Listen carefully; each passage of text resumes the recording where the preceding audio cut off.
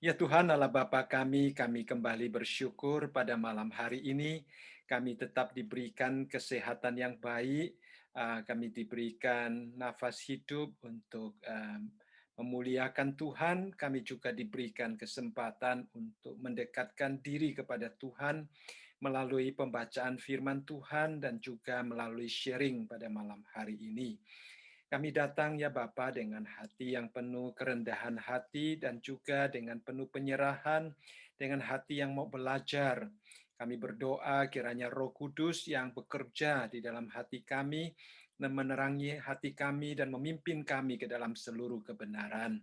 Kami serahkan waktu ini sepenuhnya ke dalam tangan Tuhan. Di dalam nama Tuhan Yesus kami berdoa. Amin. Amin. Ya. Ya, kita akan mulai aja.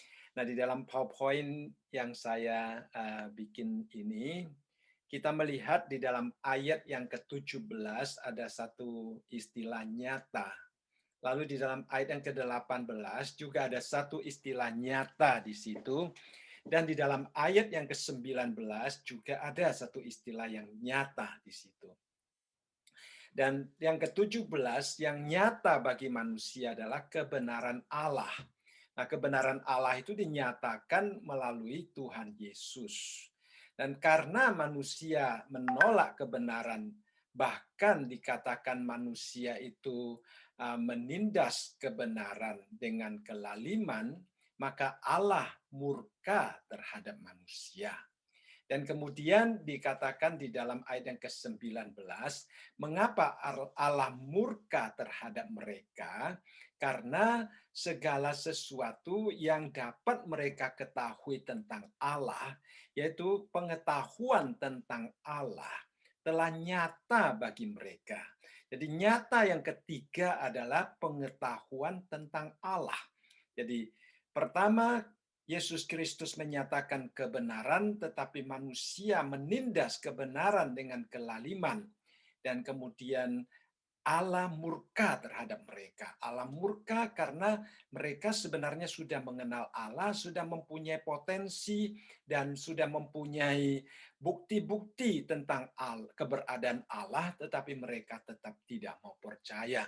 Nah, itulah yang menyebabkan bahwa Allah murka terhadap mereka. Ya, hal ini ditulis dengan istilah karena di dalam ayat yang ke-19 itu. Istilah karena ini menunjukkan bahwa uh, ayat yang ke-19 adalah sebab dan ayat yang ke-18 adalah akibat. Ya, jadi ayat yang ke-9 itu sebenarnya adalah sebab mengapa Allah murka terhadap mereka, karena mereka sebenarnya sudah dapat mengetahui Allah.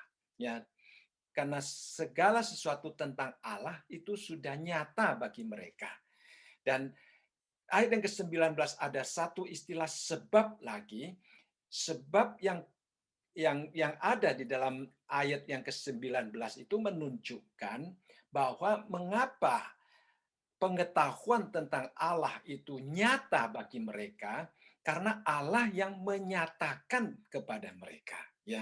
Jadi kita melihat sebenarnya Allah itu sudah melakukan segala sesuatu supaya manusia dapat mengenal Dia. Ya, Allah menyatakannya kepada manusia sehingga pengetahuan tentang Allah itu begitu nyata bagi manusia, tetapi manusia tetap menolak kebenaran itu, bahkan dikatakan di sini menindas kebenaran dengan kelaliman, dengan kehidupan yang menyedihkan Tuhan, dengan kehidupan yang bertentangan dengan kebenaran Tuhan, sehingga Tuhan murka terhadap mereka. Nah, sekarang kita akan melihat ayat yang ke-19 ya. Dikatakan di sini karena apa yang dapat mereka ketahui tentang Allah nyata bagi mereka ya. Ya artinya pengetahuan tentang Allah ya, pengetahuan tentang Allah, konsep tentang Allah itu sudah nyata bagi mereka. Itu adalah sesuatu yang sudah jelas bagi mereka ya. Nah, saudara sekalian, kadang-kadang kita berhadapan dengan orang yang tidak mau percaya tentang keberadaan Tuhan. Mereka mempunyai banyak alasan. Mereka bilang Allah tidak dapat dilihat, Allah tidak dapat diraba, ya, Allah tidak dapat menunjukkan dirinya. Nah, tetapi di sini Allah mengatakan tidak, ya. Keberadaannya itu sebenarnya nyata, dan kemampuan untuk mengenal Allah itu sebenarnya juga sudah nyata bagi manusia. Ya, itu adalah respons Allah kepada manusia yang tidak mau menerima Dia, yang menolak Dia. Dikatakan di sini sebab Allah telah menyatakannya, ya. Pada inilah kadang-kadang kita mendengar orang mengatakan perbedaan antara agama dan kekristenan, ya. Agama adalah usaha manusia mencari Allah, kekristenan adalah Allah datang dari surga mencari manusia, ya. Allah yang memperkenalkan dirinya kepada kita, Allah yang menunjukkan dirinya kepada kita. Nah, Alkitab mengatakan sebenarnya manusia tidak benar-benar mencari Allah, ya. Bahkan tidak ada manusia yang mau mencari Allah. Seperti di dalam Roma, ya, Roma pasal yang ketiga ayat yang ke-11, di situ dikatakan tidak ada seorang pun yang berakal budi, tidak ada seorang pun yang mencari Allah. Kita mengatakan banyak agama, banyak orang mencoba mencari Allah, ya. Sebenarnya mereka tidak sungguh-sungguh mencari Allah. Mereka hanya ingin mencari sesuatu yang dapat memuaskan diri mereka sendiri. Ya, mereka bukan berusaha untuk mengenal Allah, untuk mencari Allah, tetapi mereka hanya memuaskan dirinya sendiri. Di dalam Mazmur pasal yang ke-53 ayat yang ketiga, ya. Ayat yang kedua dikatakan orang Masa bebal sayang? dalam hatinya tidak ada Allah. Busuk dan jijik kecurangan mereka, tidak ada yang berbuat baik. Lalu ayat yang ketiga daripada Mazmur pasal yang ke-53 berbunyi demikian, ya. Nah, Allah memandang ke bawah dari surga kepada anak-anak manusia, ya, kepada anak-anak manusia untuk melihat, ya. Ayat yang ketiga, Allah memandang ke bawah dari surga kepada anak-anak manusia untuk melihat apakah ada yang berakal budi dan yang mencari Allah, ya. Jadi ternyata tidak ada. Ternyata tidak ada. Lalu di ayat yang keempat dikatakan, mereka semua menyimpang, telah menyimpang. Sekaliannya telah bejat. Tidak ada yang berbuat baik. Seorang pun tidak. Jadi kita melihat bahwa manusia di dalam hatinya tidak ingin ada terang, ya, ada Allah yang sesungguhnya yang boleh memberikan terang yang sejati. Bahkan di dalam Yohanes kita mengetahui dikatakan bahwa terang telah datang ke dalam dunia ini, yaitu Yesus Kristus. Tetapi manusia menolaknya karena manusia lebih suka gelap daripada terang, ya. Lalu pertanyaan kita selanjutnya adalah bagaimana cara Allah menyatakan dirinya kepada kita, ya. Dikatakan di dalam ayat yang ke-19 tadi, karena apa yang dapat mereka ketahui tentang Allah nyata bagi mereka, sebab Allah telah menyatakannya kepada mereka. Lalu bagaimana cara Allah menyatakan dirinya? Nah, kita mengetahui di dalam dunia teologi ada dua macam wahyu yang sering diajarkan, ya. Yang pertama adalah wahyu umum dan yang kedua adalah wahyu khusus, ya. Wahyu umum dan wahyu khusus. Ada seorang penulis buku yang menulis tentang bagaimana mencoba mengerti the two books of God, ya. Dua buku dari Tuhan. Yang satu adalah Nature, yang lain adalah Alkitab, ya. Dikatakan bahwa Alkitab adalah firman Tuhan dan alam semesta adalah pekerjaan Tuhan, ya. Jadi Allah adalah pencipta kedua buku itu. Yang satu adalah alam semesta, yang satu adalah Alkitab. Nah, jadi kalau kita melihat sebenarnya alam pengetahuan, ilmu pengetahuan seharusnya sejajar dengan Alkitab, ya, dengan teologia, ya. Akan tetapi ilmu pengetahuan yang kita miliki hari ini itu merupakan hasil interpretasi manusia. Demikian juga teologi yang kita miliki, makanya kita melihat ada banyak macam konsepsi-konsepsi teologi yang berbeda. Itu juga merupakan hasil interpretasi manusia, ya. Jadi pada akhirnya kita melihat ada potensial konflik antara ilmu pengetahuan dengan teologi. Sebenarnya kalau kita kembali kepada level yang ada di atas, Nature dan Scripture, dua buku yang Tuhan berikan kepada kita, yang satu untuk melihat karyanya, yang satu untuk melihat tulisannya, itu sebenarnya adalah sejajar, ya, adalah sejajar dan tidak ada bertentangan satu dengan yang lain, ya. Lalu kemudian kita melihat di dalam ayat yang ke-20, ya. Tadi saya katakan bahwa ada dua wahyu. Yang pertama wahyu umum dan yang kedua wahyu khusus. Nah, di dalam ayat yang ke-19 dan ayat yang ke-20 itu merupakan wahyu umum di mana Allah memperkenalkan dirinya melalui pekerjaannya, ya, yang kita kenal di sini adalah nature, ya. Nature ini adalah wahyu umum yang Allah tunjukkan kepada manusia tentang eksistensinya. Di dalam ayat yang ke-20 dikatakan sebab apa yang tidak nampak daripadanya, ya, apa yang tidak nampak dari Tuhan, yaitu kekuatannya yang kekal dan keilahiannya dapat nampak kepada pikiran dan karyanya sejak dunia diciptakan, sehingga mereka tidak dapat berdalih. Jadi dari sini menunjukkan kepada kita bahwa manusia memang tidak dapat melihat siapakah Allah, tidak dapat melihat kekuatan Allah, keilahian Allah. Tetapi manusia dapat melihat hasil karya Allah, yaitu alam semesta ini.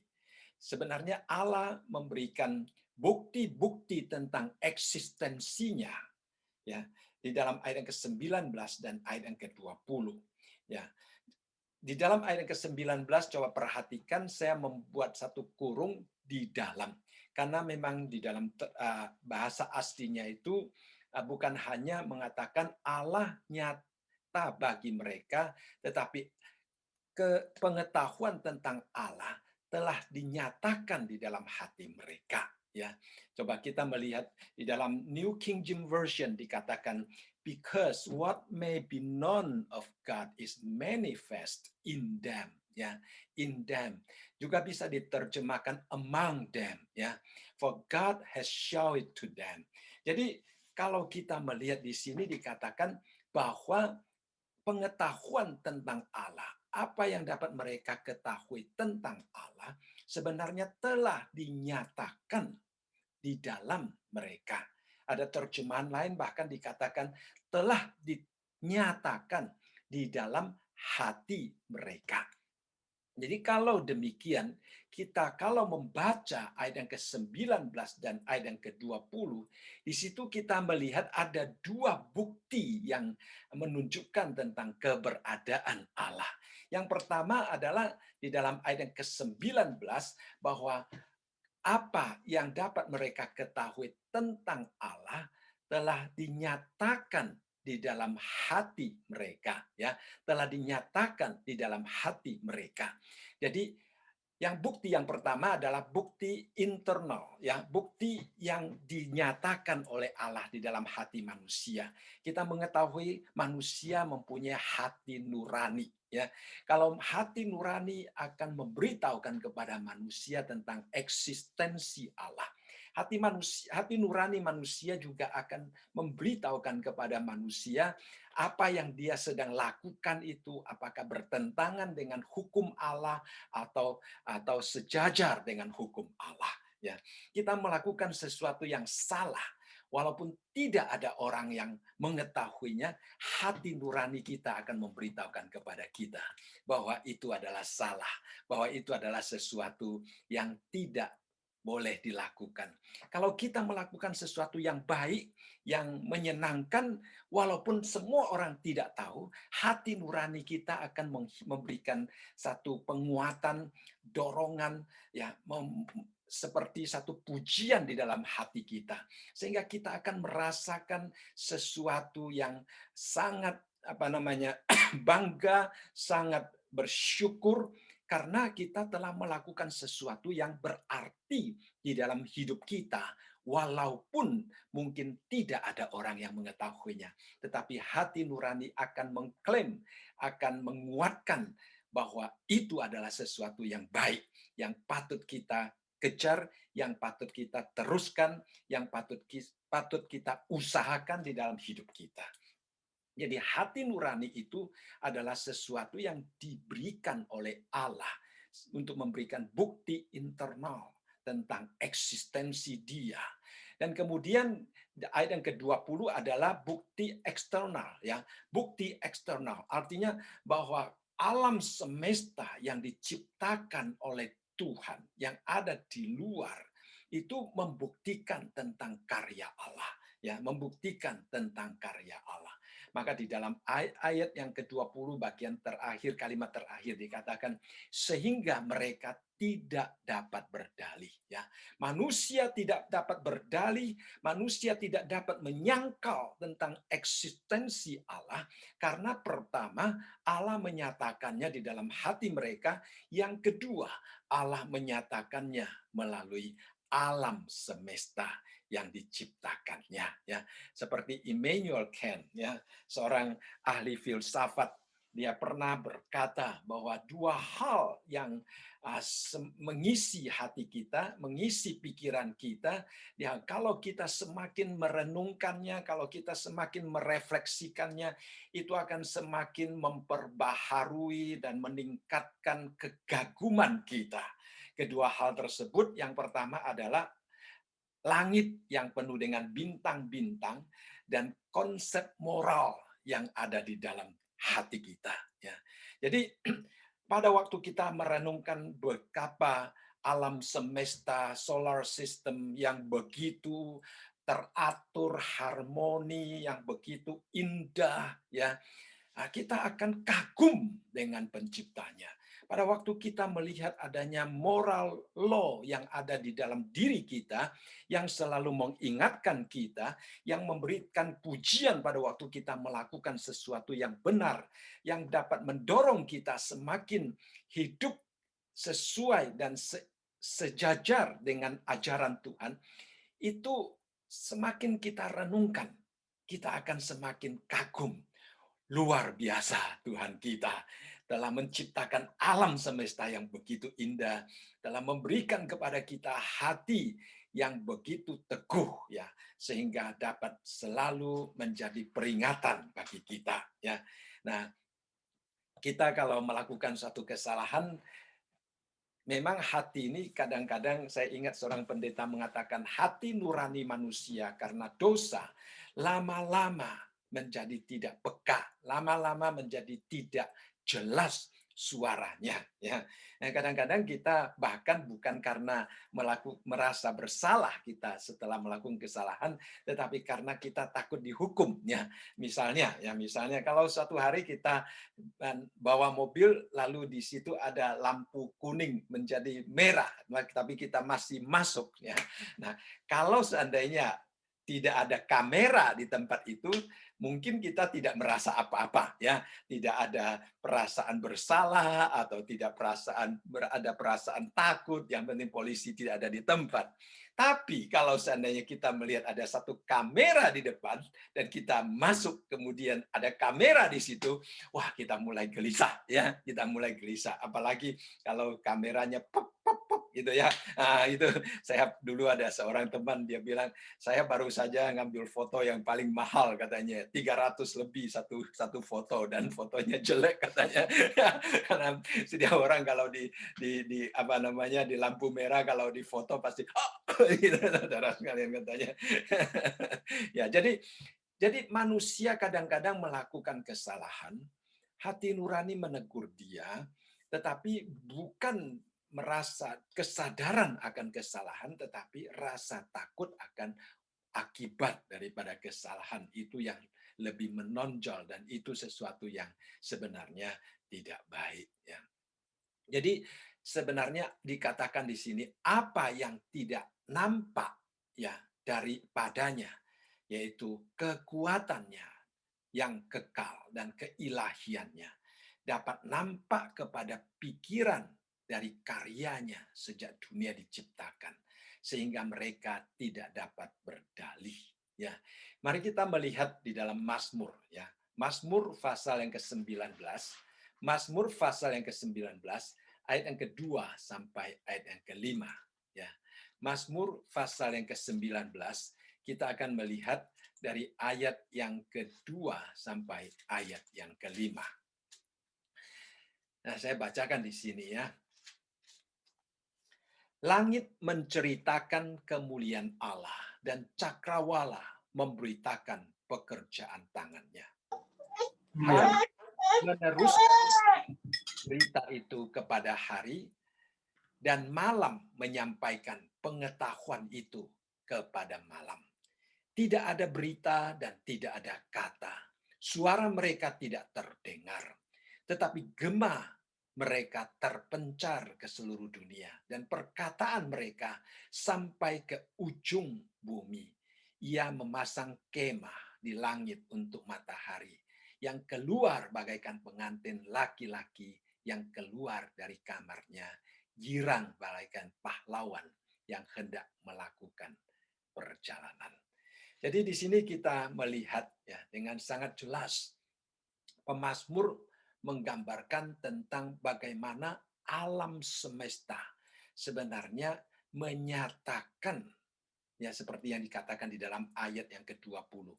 Alam semesta menyatakan apa yang tidak nampak di dalam diri Allah, yaitu kekuatannya yang kekal dan keilahiannya. Ya, jadi langit itu sebenarnya sedang menceritakan kemuliaan Allah. Seperti Immanuel Kant mengatakan, ya, semakin kita merenungkan langit yang berbintang ini, semakin hati kita, pikiran kita diperbaharui dengan kegaguman, keterpesonaan, ya, karena begitu agung, mulia Tuhan kita yang menciptakan alam semesta ini. Jadi itu adalah sesuatu yang indah yang dapat kita pelajari ya melalui merenungkan ciptaan Tuhan. Lalu dikatakan hari meneruskan berita itu kepada hari dan malam menyampaikan pengetahuan itu kepada malam. Memang kalau kita sehari-hari kita mau belajar firman Tuhan, kita mau merenungkan karya Tuhan, kita akan mendapatkan akan hikmat daripada Tuhan ya. Kita akan mendapatkan hikmat daripada Tuhan. Lalu ada banyak orang melalui wahyu umum ini memberikan beberapa macam argumen ya, beberapa macam teori tentang untuk membuktikan tentang eksistensi Allah. Yang pertama yang kita kenal adalah cosmological argument ya. Jadi dia juga sering dikatakan sebagai argumen sebab akibat.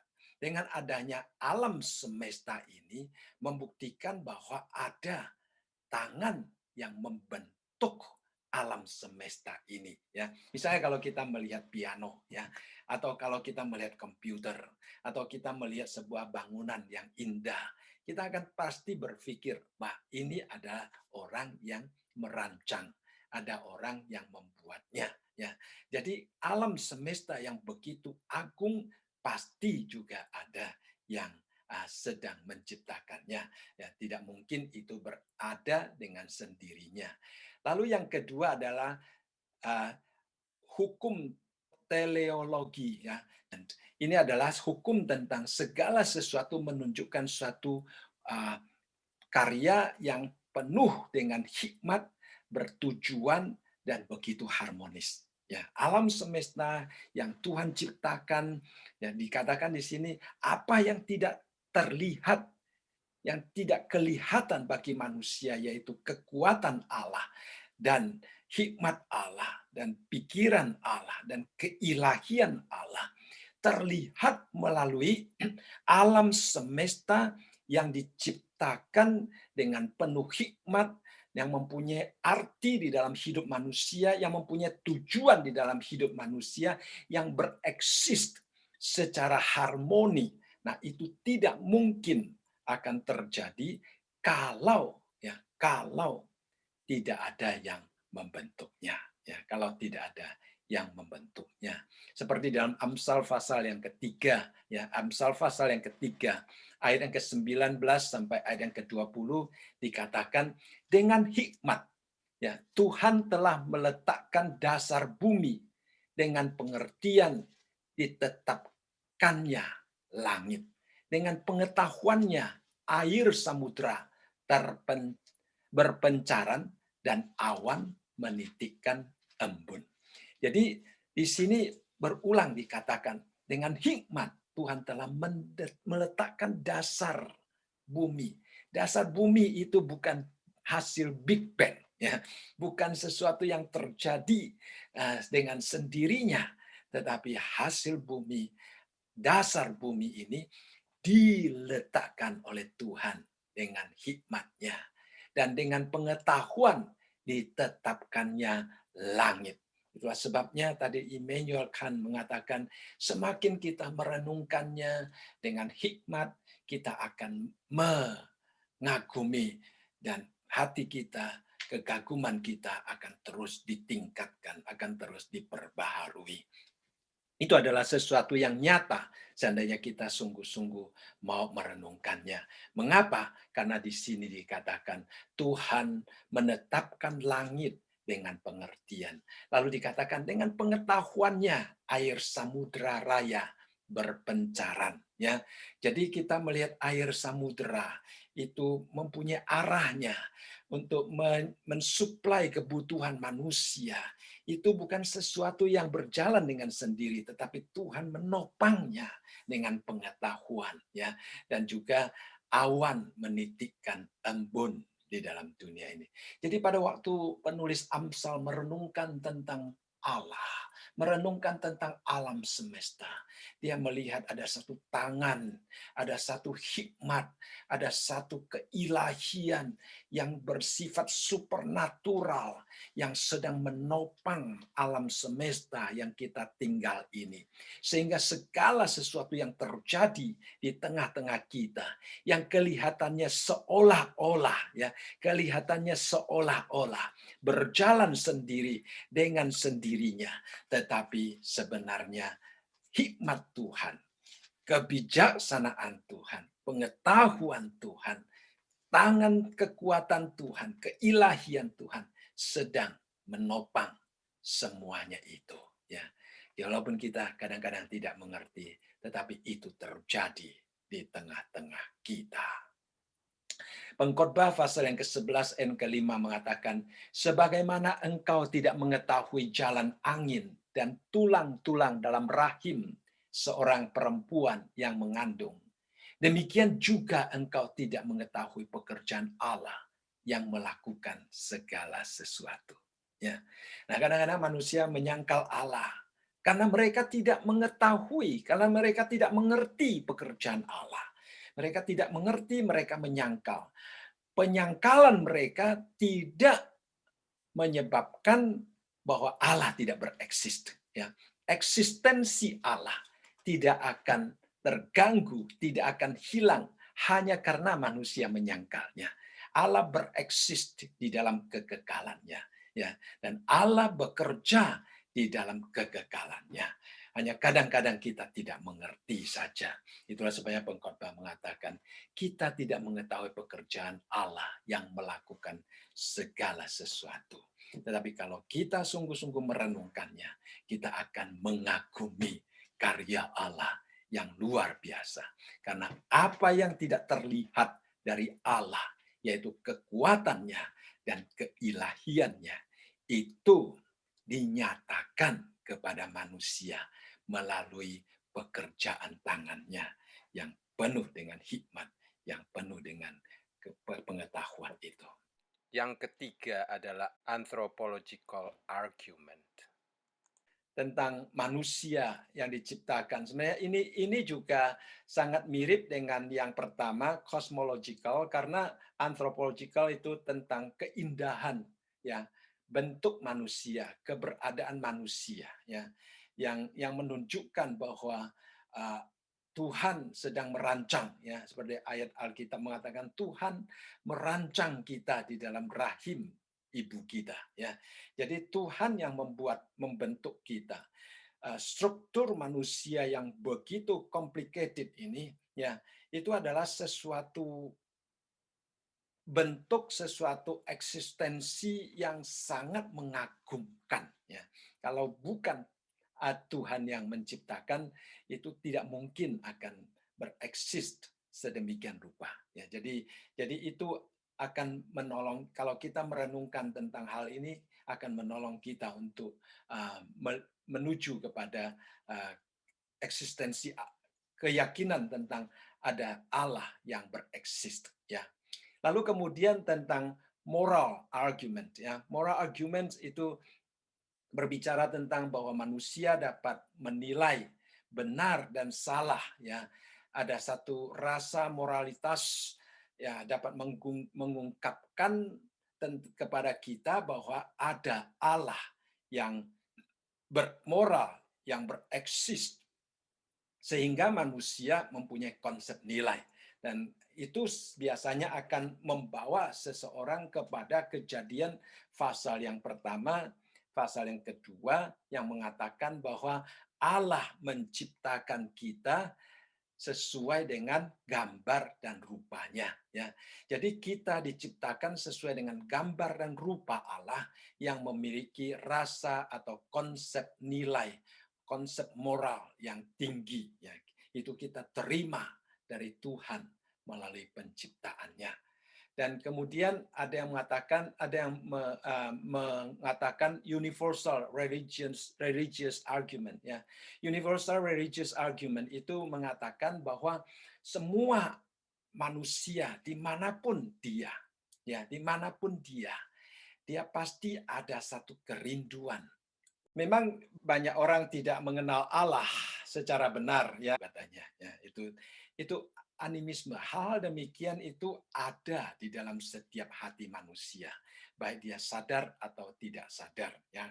Banyak orang mengatakan sebenarnya tidak ada komunis ataupun ateis yang sungguh-sungguh ateis, ya. Tidak ada ateis yang benar-benar tidak percaya bahwa Allah itu bereksis. Mereka hanya tidak mau mengakui Allah, ya. Nanti kalau kita sampai kepada ayat-ayat selanjutnya, kita akan melihat Allah, karena mereka tidak mau mengakui Allah, Allah membiarkan mereka, ya. Nah, di sini kita melihat bahwa sebenarnya setiap hati manusia pasti berusaha mencari sesuatu yang dapat dia andalkan. Itu adalah kenyataan, ya. Itu adalah kenyataan. Manusia ingin mencari sesuatu yang dapat dia andalkan. Saya sering berbicara dengan orang-orang yang dari China yang dibesarkan dengan konsep komunis. Mereka juga merasa mereka membutuhkan sesuatu yang dapat mereka pegang, yang dapat mereka andalkan di dalam hidup mereka. Karena tanpa akan sesuatu yang dapat mereka andalkan, itu akan menyebabkan mereka kadang-kadang merasa tidak mempunyai pegangan di hari yang akan datang, ya.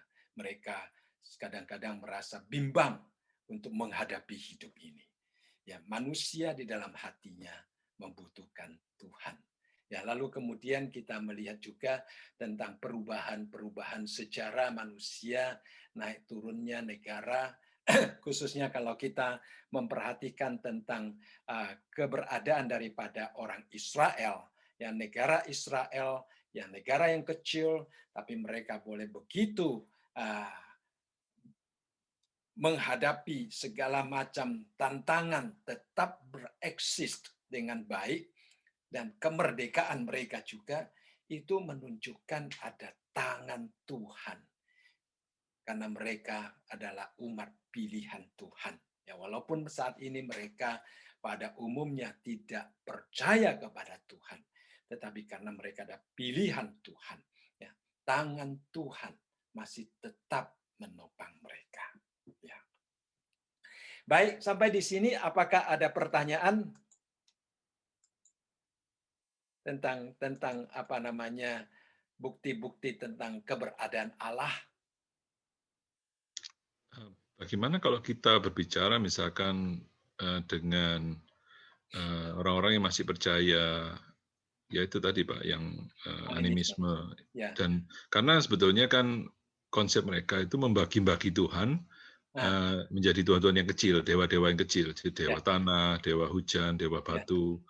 Jadi menggambarkan satu kolektivitas agak buat mereka juga konsep yang terlalu berlebihan katanya kalau apa cuma ada satu aja gitu. Ya, memang ini adalah satu tantangan ya, tapi saya rasa kalau kita dapat sungguh-sungguh menolong mereka melihat tentang eksistensi kebenaran Allah secara dari Alkitab, dari wahyu khusus ya. Nanti kita akan masuk ke wahyu khusus. Kalau kita karena mereka itu hanya menerima wahyu umum. Jadi mereka di dalam hati mereka mengakui adanya Allah, lalu melihat alam semesta, kadang-kadang mengaguminya, ya, tapi mereka tidak sungguh-sungguh mengenal siapakah Allah yang sebenarnya. Jadi kepada orang demikian mereka membutuhkan wahyu khusus, yaitu Alkitab, yaitu Yesus Kristus yang dapat sungguh-sungguh membawa mereka kepada kebenaran tentang siapakah Allah yang harus disembah. Ya, ya memang kadang-kadang dulu saya pernah cerita begini ya. Ada satu orang dia memikul satu karung beras dari desa ke kota. Kemudian ada mobil melihat dia memikul karung beras, lalu kemudian orang itu berkata, supir itu berkata, "Pak, mau enggak naik ke mobil saya bawa ke kota." Dia bilang, "Baik, Pak." Lalu kemudian dia naik ke atas mobil. Kemudian setelah berjalan tidak lama, mobil itu berhenti lagi. Karena apa? Karena supir itu melihat ke belakang, ternyata Pak petani itu masih memikul berasnya di atas mobil ya. Lalu kemudian supir itu berkata, "Mengapa kamu memikul beras itu di atas mobil?" Dia bilang, "Iya, Bapak sudah menolong saya, membawa saya dengan mobil ke kota. Saya tidak akan membebani mobil Bapak lagi dengan karung ini," katanya. Ya, jadi itu adalah mungkin seperti yang tadi dikatakan ya, jangan membebani Tuhan, jangan memberikan Tuhan terlalu banyak pekerjaan, atau kalau satu Tuhan mengontrol semua, nanti dia akan kelabakan dan sebagainya. Ini adalah konsepsi yang salah tentang Allah yang perlu kita bantu mereka klarifikasikan gitu. Kira-kira begitu Pak ya. Ya, terima kasih ilustrasinya bagus. Sama-sama. Sebenarnya argumen-argumen yang kita bahas ini tidak akan membawa seseorang untuk mencapai kepada pengenalan tentang Allah. Dia hanya mengetahui bahwa ada Allah yang bereksis ya. Jadi memang ini telah diusahakan baik oleh filosof atau oleh para ahli teologi sebagai langkah pertama untuk mendekati orang-orang yang ateis, yang tidak mengakui eksistensi Allah, supaya mereka pertama-tama dapat mengakui keberadaan Allah terlebih dahulu gitu. Memang tidak gampang ya untuk menolong seseorang percaya tentang keberadaan Allah. mereka sangat mengandalkan diri sendiri. Sebenarnya mereka bukan mengatakan tidak ada Allah, mereka mengatakan diri mereka sendiri adalah Allah mereka. Ya, mereka ingin jadi Allah diri mereka sendiri gitu. Nah, nanti sampai di ayat-ayat berikutnya kita akan melihat karena mereka tidak mau mengakui, padahal mereka tidak dapat berdalih ya di dalam ayat yang ke-20 kan dikatakan sehingga mereka tidak dapat berdalih, tetapi mereka tetap tidak mau mengakui. Ya. Jadi terhadap orang yang demikian memang kita selain berdoa untuk mereka, kalau kita sudah menyampaikan Injil, kalau kita sudah berusaha menjelaskan, tetapi mereka tetap tidak mau menerimanya, ya Allah mengatakan mereka sebenarnya tidak dapat berdalih lagi, tetapi mereka tetap bersikeras. Kita juga tidak bisa berbuat apa-apa. Orangnya keras berarti, Pak ya? Ya, kita juga tidak bisa berbuat apa-apa. Tetapi tidak sedikit kenyataan dan kejadian bahwa seorang yang sangat keras menentang tentang eksistensi Allah pada suatu hari, pada waktu mereka berada di jalan buntu, ya, pada waktu mereka sudah berada di saat-saat yang sangat kritis, baik mungkin kesehatan mengalami tantangan, baik mungkin financial mengalami tantangan, baik mungkin kehidupan berkeluarga menghadapi tantangan, dan disitulah mereka akan melihat bahwa keterbatasan diri mereka sendiri yang menyebabkan mereka merasa membutuhkan Allah. Itu terjadi pada banyak diri orang. Oke. Ya, argumen ini orang-orang biasa pakai untuk menolong orang yang ateis supaya mereka masuk ke dalam langkah yang pertama untuk melihat tentang keberadaan Allah. Tetapi bukan hal yang gampang untuk menolong seseorang karena argumen-argumen yang demikian ini adalah wahyu umum ya. Wahyu umum saya coba loncat sedikit. Keterbatasan wahyu umum adalah tidak ada hubungan dengan keselamatan. Hanya menolong seorang mengetahui ada Allah yang bereksis. Ya, tapi tidak mengetahui siapakah Allah itu. Kalau kita melihat langit, mengatakan langit ada ciptaannya, tapi kita tidak mengetahui siapa penciptanya kalau tidak melalui Alkitab atau melalui Yesus Kristus. Ya, kita melihat ya. Jadi di dalam ayat yang ke-20 dikatakan sebab apa yang tidak nampak daripadanya, yaitu kekuatannya yang kekal dan keilahiannya, ya, dapat nampak kepada pikiran dari karyanya sejak dunia diciptakan, sehingga mereka tidak dapat berdalih. Jadi, kalau manusia melihat alam semesta ini, menyaksikan bagaimana alam semesta ini beroperasi, alam semesta ini bereksis, bagaimana alam semesta itu begitu harmoni, karena manusia akan mulai mengagumi tentang tangan yang berada di belakang semuanya itu, ya. Seperti yang dikatakan di dalam Ibrani bahwa Tuhan dengan firman-Nya menopang alam semesta ini, menopang bumi ini, ya. Tuhan dengan kekuatannya memelihara alam semesta ini. Kita melihat di dalam Matius pasal yang ke-5, ya. Matius pasal yang ke-5 ayat yang ke-45. Di sini dikatakan karena dengan demikian kamu menjadi anak-anak Bapamu yang di surga, yang menerbitkan matahari bagi orang yang jahat dan orang yang baik, dan menurunkan hujan bagi orang yang benar dan orang yang tidak benar.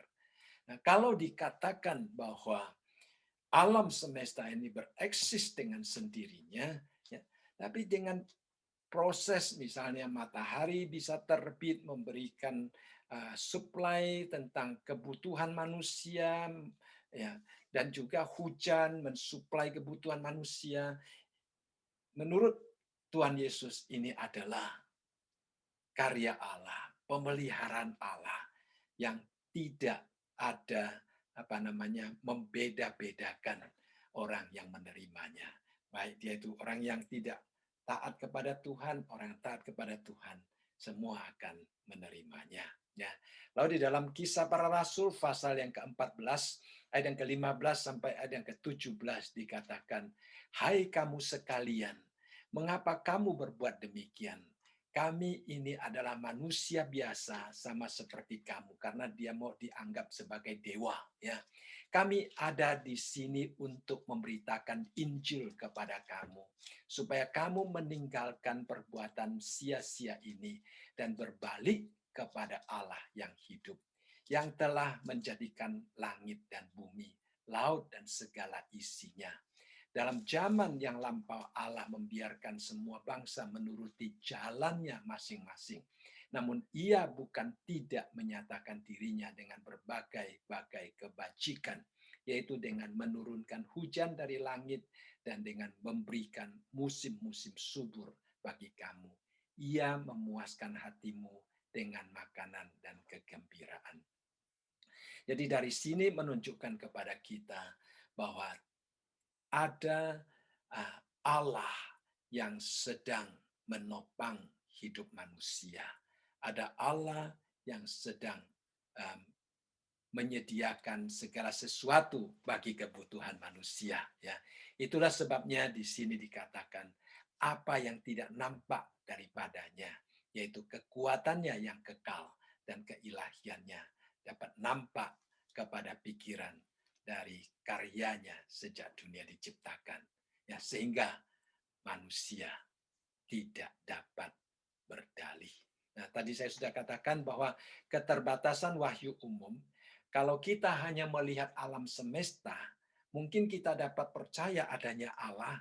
Ya, argumen-argumen tadi di atas adalah argumen-argumen tentang wahyu umum, ya, wahyu yang tidak membawa seseorang langsung kepada Allah, tetapi wahyu yang hanya menolong seseorang untuk mengetahui bahwa ada Allah yang bereksis. Jadi wahyu keterbatasan daripada wahyu umum adalah tidak dapat membawa seseorang mengenal siapakah Allah itu. Hanya dapat menolong seseorang mengetahui bahwa Allah itu ada. Setelah adanya wahyu umum, Allah juga menggunakan wahyu khusus, ya. Yang dimaksudkan dengan wahyu khusus adalah melalui Alkitab dan melalui Yesus Kristus, ya. Kita coba melihat di dalam Ibrani, ya. Ibrani pasal yang pertama, ya. Ibrani pasal yang pertama. Ayat yang pertama sampai ayat yang ketiga, ya. Ayat yang pertama sampai ayat yang ketiga. Ibrani pasal yang pertama, ayat yang pertama sampai ayat yang ketiga. Ya, kalau sudah buka, saya akan bacakan di sini. Ibrani pasal yang pertama, ayat yang pertama sampai ayat yang ketiga. Dikatakan, setelah pada zaman dahulu, Allah berulang kali dan dalam berbagai cara berbicara kepada nenek moyang kita dengan perantaraan nabi-nabi. Maka pada zaman akhir ini ia telah berbicara kepada kita dengan perantaraan anaknya yang telah ia tetapkan sebagai yang berhak menerima segala yang ada. Oleh dia Allah telah menjadikan alam semesta. Ia adalah cahaya kemuliaan Allah dan gambar wujud Allah dan menopang segala yang ada dengan firman-Nya yang penuh kekuasaan. Dan setelah ia selesai mengadakan penyucian dosa, ia duduk di sebelah kanan yang maha besar di tempat yang tinggi. Jadi dari ayat ini kita melihat, ya, pada zaman dahulu dikatakan Allah berulang-ulang dan dengan berbagai cara berbicara kepada nenek moyang orang Israel dengan perantaraan nabi yang kita kenal sebagai perjanjian lama, ya, sebagai perjanjian lama. Lalu kemudian dikatakan di sini, maka pada zaman akhir ini ia telah berbicara kepada kita dengan perantaraan anaknya, yaitu Yesus Kristus. Jadi dua wahyu ini dipakai oleh Allah untuk memperkenalkan dirinya, untuk membawa manusia datang kepada Dia. Yang pertama adalah melalui Alkitab. Nah, dan waktu di zaman Yesus, zaman Paulus hanya ada perjanjian lama, ya. Di zaman penulis-penulis Alkitab perjanjian baru, mereka hanya mempunyai perjanjian lama. Dan Yesus datang untuk menjadi perantara yang dikatakan di sini di akhir zaman ini, ya, di akhir zaman ini. Jadi Tuhan Yesus yang menjadi perantara. Lalu dikatakan di dalam ayat yang ketiga, ya. Coba kita lihat di sini dikatakan di dalam ayat yang ketiga, Ia adalah cahaya kemuliaan Allah dan gambar wujud Allah dan menopang segala yang ada dengan firman-Nya yang penuh kekuasaan. Saya ingin bertanya di sini. Dia dikatakan di sini, Ia adalah cahaya kemuliaan Allah dan gambar wujud Allah. Pertanyaan saya adalah, dikatakan dia adalah cahaya kemuliaan Allah. Apakah masih ingat pada waktu Musa naik ke atas gunung menerima 10 hukum daripada Allah itu, wajahnya bagaimana? Bersinar, ya. Wajahnya bersinar. Apakah sama waktu itu Musa wajahnya bersinar dengan Tuhan Yesus adalah cahaya kemuliaan Allah? Ya, kalau Musa adalah refleksinya, ya. Kalau Tuhan Yesus adalah eksistensi itu sendiri, ya. Dan juga tentang gambar wujud Allah, ya. Dikatakan Yesus adalah gambar wujud Allah. Sedangkan kita diciptakan sesuai dengan gambar wujud Allah. Ya, jadi berbeda. Kita hanya seperti gambar wujud Allah. Tetapi Tuhan Yesus adalah gambar wujud Allah itu sendiri. Ya. Yes.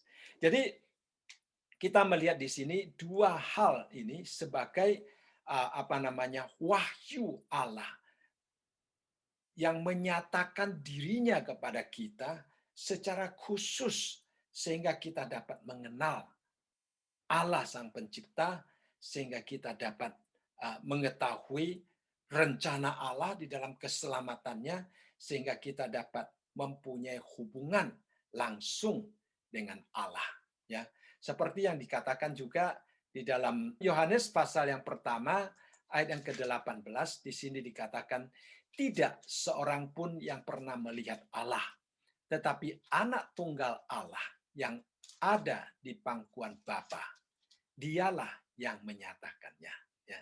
Jadi dari sini menunjukkan kepada kita bahwa Allah, yang kalau kita perbandingkan dengan ayat yang ke-20, dikatakan sebab apa yang tidak nampak daripadanya, yaitu kekuatannya yang kekal dan keilahiannya, dapat nampak kepada pikiran dari karyanya sejak dunia diciptakan. Ya.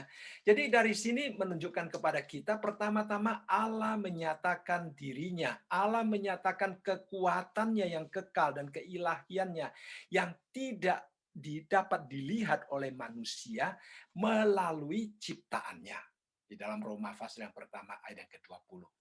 Tetapi di dalam Yohanes pasal yang pertama ayat yang ke-18 itu berbeda, ya. Allah di sini juga mengatakan bahwa Allah tidak dapat dilihat, ya. Roma pasal yang pertama ayat yang ke-20 juga mengatakan Allah tidak dapat dilihat. Kekuatan Allah tidak dapat dilihat. Keilahian Allah tidak dapat dilihat. Ayat yang di sini juga tetap mengatakan tidak seorang pun pernah melihat Allah karena Allah tidak dapat dilihat. Tetapi dikatakan, tetapi anak tunggal Allah yang ada di pangkuan Bapa, dialah yang menyatakannya. Dialah yang menyatakannya. Itu sama dengan istilah yang dikatakan di dalam ayat yang ke-20, ayat yang ke-19. Allah sendiri yang menyatakan di dalam hati manusia ataupun menyatakannya melalui hasil ciptaan tangannya. Jadi kira-kira ini adalah wahyu khusus yang Tuhan berikan kepada kita baik melalui Alkitab ataupun melalui Tuhan Yesus sehingga melaluinya kita dapat mengenal siapakah Allah itu. Ya, siapakah Allah itu, sehingga kita boleh menyembah Dia. Kalau kita melihat tadi animisme, mereka mungkin menerima wahyu umum, mereka mungkin mengetahui Allah itu berada, tetapi mereka tidak mengenal siapakah Allah itu. Tetapi melalui Alkitab, melalui Yesus Kristus, kita dapat mengenal siapakah pencipta kita dan siapakah yang patut kita sembah. Bahkan kita boleh membangun suatu relasi yang benar dengan Allah melalui Tuhan kita Yesus Kristus sebagai pengantara yang dikatakan di dalam Ibrani pasal yang pertama, di pengantara di akhir zaman ini. Ya, saya rasa untuk malam ini sampai di sini